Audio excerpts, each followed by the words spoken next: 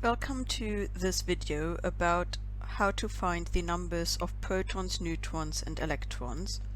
To be able to find these numbers, we need to look at how an element is represented on the periodic table, and here we have the example of carbon. So we have the symbol C for carbon, and then we've got a bottom number and a top number here. Now the bottom number is always the atomic number, and the atomic number of an element tells us how many protons there are. So it's equal to the number of protons. The top number here is called the mass number,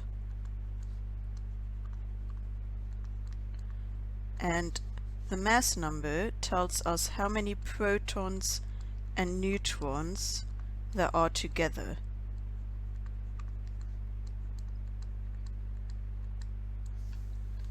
So to find the number of protons now, we just have to look at the atomic number, and the atomic number is 6. So that tells us that carbon has 6 protons because it is the atomic number. Now we need to find the number of electrons.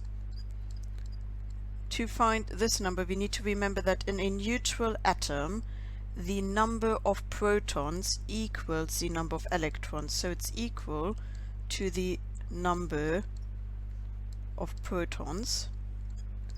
And we already have the number of protons, it's 6. So that means that there are also 6 electrons. Now the neutrons are a tiny bit more tricky. For this one, we need to remember that the mass number is the number of protons together with the number of neutrons. So it's protons plus neutrons. Now to get the neutrons, what we need to do is we need to take the mass number and we need to take away the number of protons. To write this a bit easier, because the number of protons is equal to the atomic number, we will just write mass number minus atomic number. And for carbon, we get 12 minus 6 here, and that means we have 6 neutrons in total. Now let us look at a second example. This time we have fluorine here. This is how fluorine is shown on the periodic table. We have the symbol F, and again we've got the atomic number and the mass number. So remember that the bottom number is the atomic number and the top number is the mass number.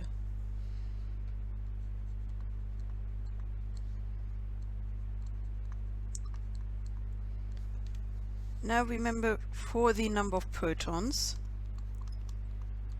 that this one is equal to the atomic number. So this means that we have 9 protons in this case. For the electrons,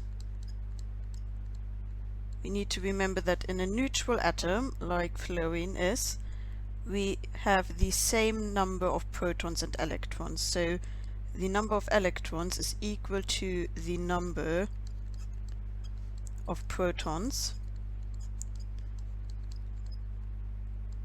We already know that the number of protons is 9. That means we also have 9 electrons.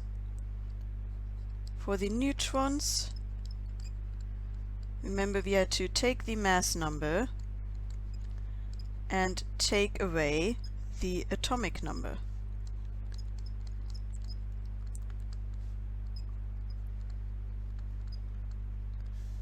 And here we have 19 take away 9, and that means that we have 10 neutrons in a fluorine atom. Now have a go yourself at sodium.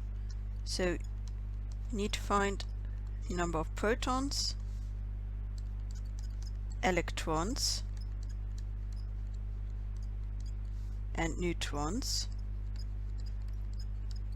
So pause the video and have a go yourself at trying to find the numbers for these three.